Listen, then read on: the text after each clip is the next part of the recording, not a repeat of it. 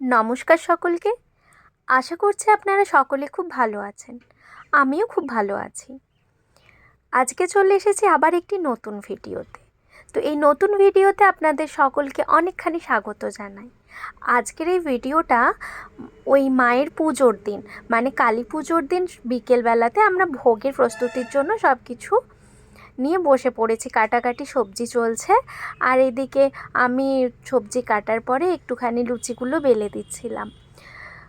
আমাদের মাকে রাত্রিবেলাতে অনেক রকম ভোগ দেওয়া হয়, মানে রাতের যে পুজোটা হয় বড় করে, খিচুড়ি, লুচি, সুজি, পায়েস, তারপর 11 রকমের ভাজা থাকে, সাথে মাছ ভাজা, ডিম ভাজা, অনেক রকম কিন্তু ভোগের আয়োজন থাকে।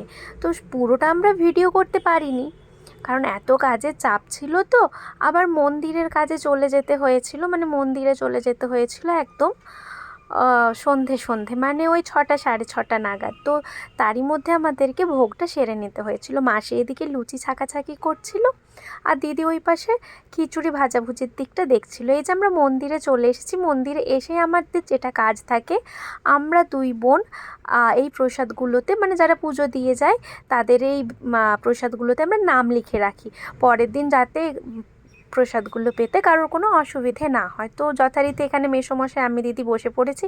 আর এই যে আমাদের মন্দিরটা কেমনভাবে সাজানো হয়েছে আপনারা একটু দেখে নিন।